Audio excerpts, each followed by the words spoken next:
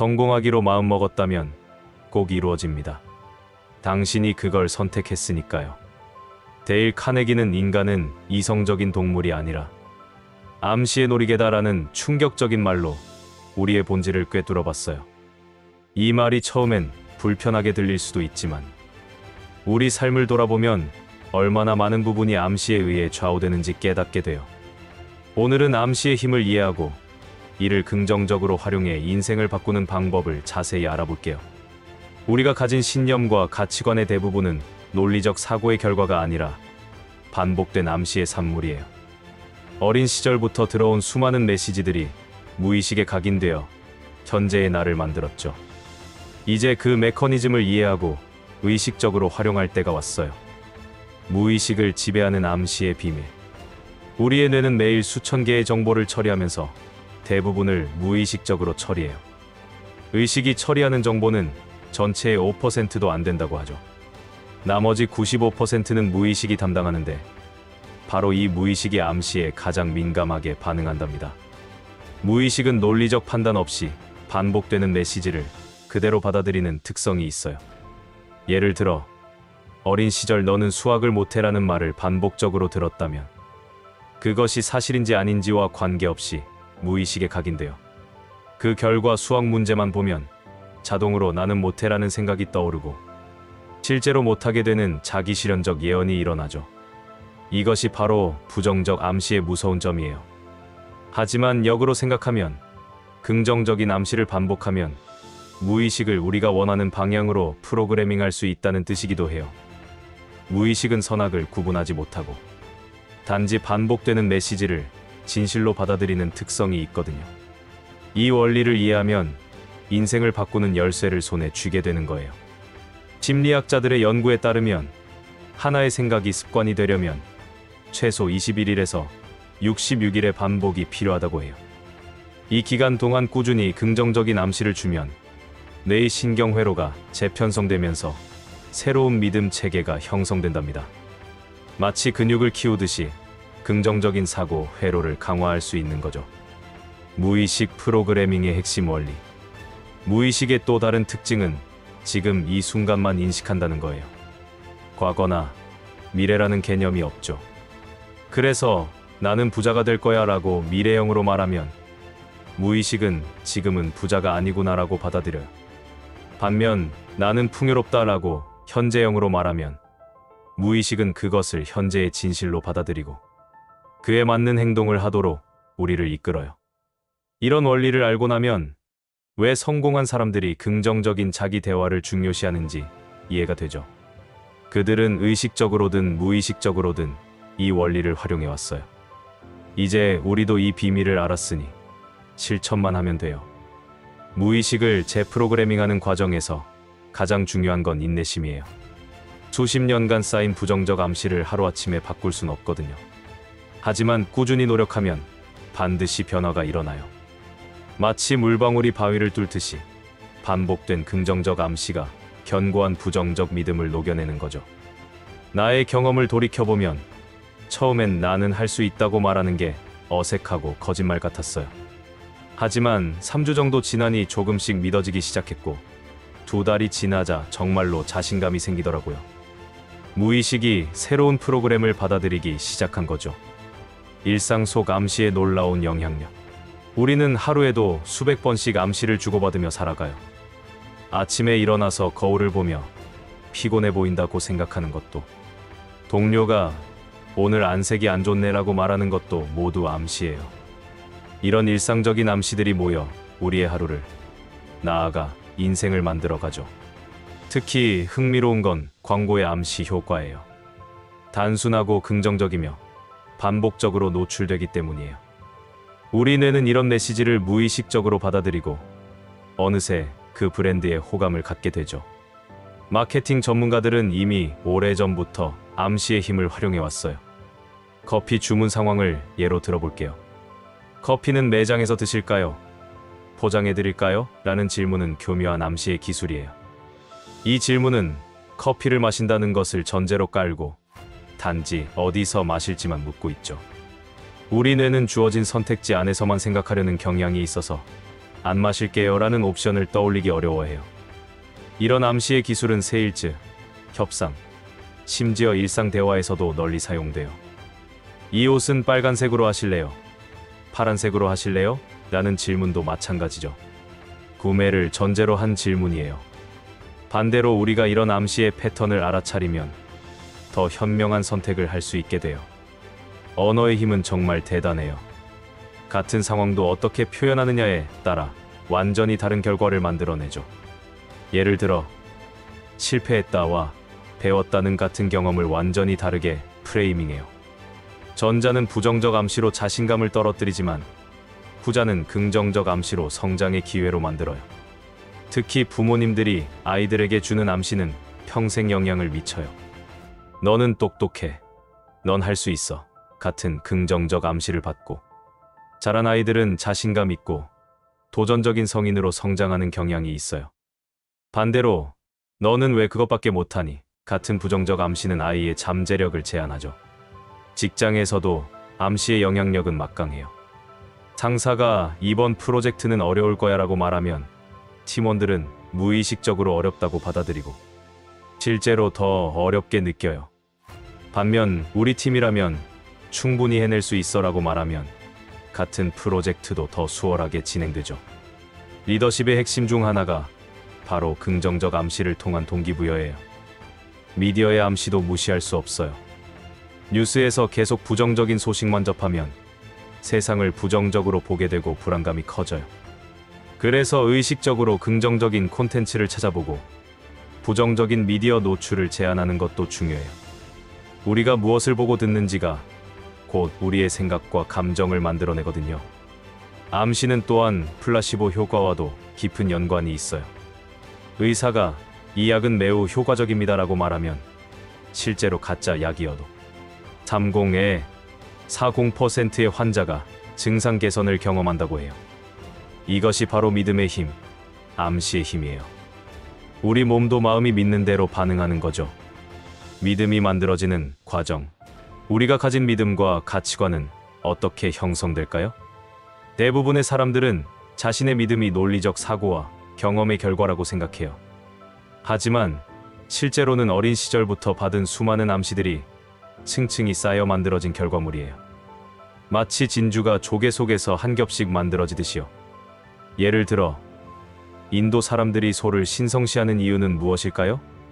논리적으로 설명하기 어렵죠. 하지만 그들은 태어날 때부터 소는 신성하다는 메시지를 반복적으로 들으며 자랐어요.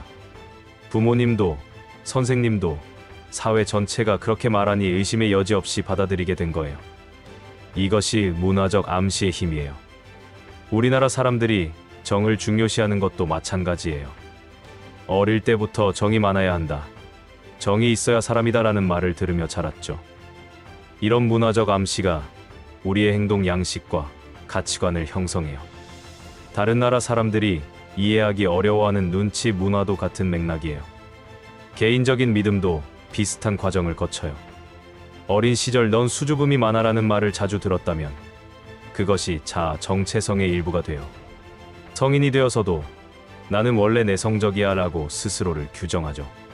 하지만 이것은 타고난 성격이 아니라 반복된 암시의 결과일 가능성이 커요. 흥미로운 점은 한 번 형성된 믿음은 스스로를 강화하는 경향이 있다는 거예요. 심리학에서는 이를 확증 편향이라고 불러요. 우리는 자신의 믿음을 뒷받침하는 정보는 잘 받아들이고 반대되는 정보는 무시하거나 왜곡해서 해석해요. 그래서 잘못된 믿음도 쉽게 바뀌지 않는 거죠. 예를 들어 나는 운이 없어라고 믿는 사람은 좋은 일이 생겨도 우연이야 라고 치부하고 나쁜 일이 생기면 역시 나는 운이 없어라고 확신을 강화해요. 이런 부정적 순환을 끊으려면 의식적인 노력이 필요해요. 새로운 긍정적 암시로 기존의 믿음을 덮었어야 하죠. 사회적 믿음도 마찬가지예요. 돈이 많아야 행복하다. 결혼을 해야 완전한 어른이다. 같은 믿음들은 사회 전체가 공유하는 집단 암시의 결과예요. 하지만 정말 그럴까요? 이런 믿음들을 한 번쯤 의심해보고 나에게 맞는 새로운 믿음을 만들어가는 것도 중요해요. 믿음을 바꾸는 가장 효과적인 방법은 반대 증거 찾기예요. 나는 수학을 못해라는 믿음이 있다면 수학 문제를 맞췄던 경험을 떠올려 보세요. 아무리 작은 성공이라도 찾아내서 나도 할 수 있구나라는 새로운 암시를 주는 거예요. 이런 작은 균열이 점점 커지면서 기존의 믿음이 무너지고 새로운 믿음이 자리 잡게 돼요. 나의 생각으론 믿음은 우리 삶의 설계도와 같아요. 어떤 믿음을 가지느냐에 따라 전혀 다른 인생이 펼쳐지죠. 그래서 자신의 믿음을 점검하고 도움이 되지 않는 믿음은 과감히 버리고 새로운 믿음으로 교체하는 작업이 필요해요. 이것이 바로 의식적인 성장의 과정이에요. 부정적 암시를 긍정으로 바꾸는 기술.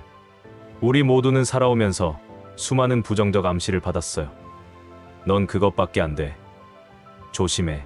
다칠라. 실패하면. 어떻게 같은 말들이 무의식에 쌓여 두려움과 제한적 사고를 만들어냈죠. 하지만 좋은 소식은 이런 부정적 프로그래밍을 긍정적으로 바꿀 수 있다는 거예요. 첫 번째 단계는 인식이에요. 자신이 어떤 부정적 암시를 받아왔는지, 현재 어떤 제한적 믿음을 가지고 있는지 알아차려야 해요. 종이에 자신에 대한 부정적인 생각들을 써보세요. 나는 하지 못해. 나는 항상 해 같은 문장들이요. 이것들이 바로 바꿔야 할 타깃이에요. 두 번째는 재구성이에요. 부정적 문장을 긍정적으로 바꿔 쓰는 거예요. 나는 발표를 못해를 나는 발표, 실력이 향상되고 있어. 나는 운이 없어를 나는 기회를 끌어당기는 사람이야로 바꾸는 식이죠. 중요한 건 현재형이나 진행형으로 쓰는 거예요. 세 번째는 반복이에요. 새로운 긍정적 문장을 매일 반복해서 자신에게 들려주는 거예요. 거울을 보며 말하기, 일기에 쓰기, 녹음해서 듣기 등 다양한 방법을 활용할 수 있어요. 처음엔 어색하고 믿어지지 않아도 괜찮아요. 반복하다 보면 점점 자연스러워지고 어느 순간 진짜로 믿게 돼요. 무의식이 가장 열려있는 시간을 활용하는 것도 중요해요. 잠들기 직전과 일어난 직후가 바로 그 시간이에요. 이때는 의식의 방어막이 약해져서 암시가 무의식에 직접 전달돼요. 잠들기 전 5분, 일어나서 5분을 긍정 암시 시간으로 정해보세요. 20분이 인생을 바꿀 수 있어요. 감정을 활용하는 것도 효과적이에요.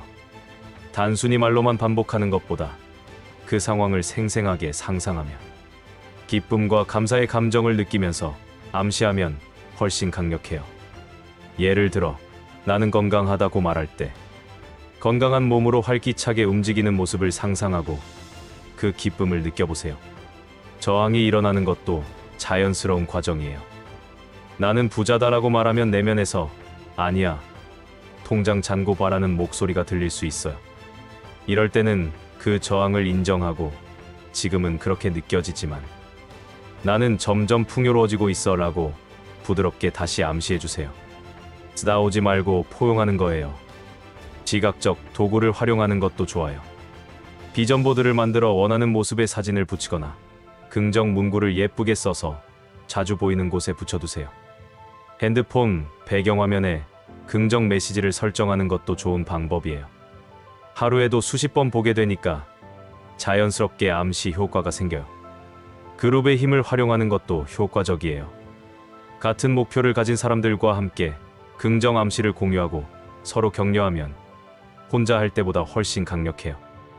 온라인 커뮤니티나 오프라인 모임을 통해 긍정적인 에너지를 주고받으며 함께 성장할 수 있어요. 혼자가 아니라는 것만으로도 큰 힘이 되거든요. 실전 암시 활용법. 이론을 아는 것과 실제로 실천하는 것은 완전히 다른 이야기예요. 많은 사람들이 긍정 암시의 효과를 알면서도 꾸준히 실천하지 못해 포기하곤 해요. 그래서 일상생활에서 쉽게 적용할 수 있는 구체적인 방법들을 소개할게요. 이 방법들은 제가 직접 실천해보고 효과를 본 것들이에요. 먼저 모닝 루틴에 암시를 포함시켜보세요. 일어나자마자 스마트폰을 보는 대신 3분간 긍정 암시를 하는 거예요. 오늘도 멋진 하루가 될 거야. 나는 오늘 만나는 모든 사람에게 긍정적인 영향을 준다. 같은 문장을 반복해보세요. 하루의 시작이 완전히 달라질 거예요. 거울 암시법도 강력해요. 양치질할 때 세수할 때 거울을 보며 자신의 눈을 바라보고 긍정적인 말을 해주세요. 너는 정말 멋져. 오늘도 최선을 다하는 너를 사랑해 같은 말들이요. 처음엔 쑥스럽지만 자존감이 놀랍게 향상되는 걸 느낄 수 있을 거예요. 운전이나 대중교통 이용 시간도 활용할 수 있어요. 이동 시간을 암시 시간으로 정하고 좋아하는 음악과 함께 마음속으로 긍정 문구를 반복하는 거예요. 교통 체증으로 짜증날 때도 나는 침착하고 평온하다라고 암시하면 실제로 마음이 편안해져요. 시간도 의미 있게 보낼 수 있고요. 스마트폰 알람을 활용하는 방법도 있어요. 하루에 3회 4번 정도 알람을 맞춰두고 알람이 울릴 때마다 1분간 긍정 암시를 하는 거예요. 알람 메시지 자체를 당신은 충분히 가치 있는 사람입니다. 같은 긍정 문구로 설정하면 더 좋아요. 일상 속에서 자연스럽게 긍정적인 리마인더를 받을 수 있죠. 운동할 때도 암시를 활용해 보세요. 러닝할 때 발걸음에 맞춰 나는 할 수 있다를 반복하거나 근력 운동할 때 횟수를 세는 대신 긍정 문구를 반복하는 거예요. 몸과 마음이 함께 강해지는 느낌을 받을 수 있어요.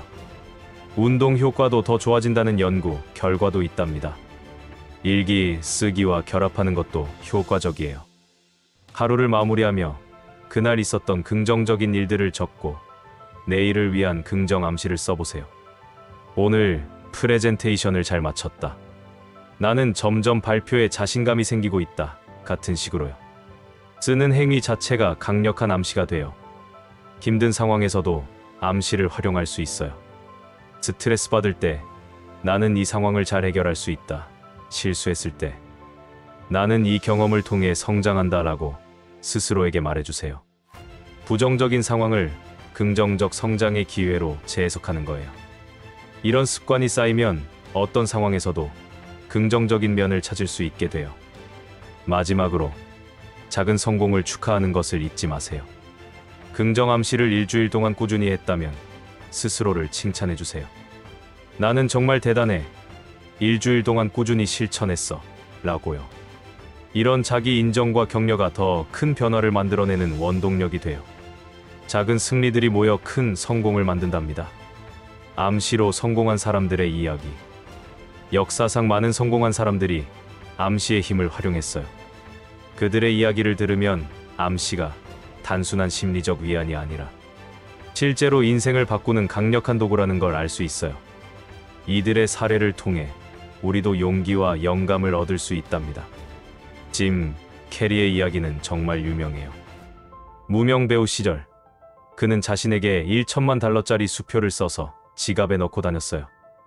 매일 그 수표를 보며 나는 1천만 달러를 받는 배우다라고 암시했죠.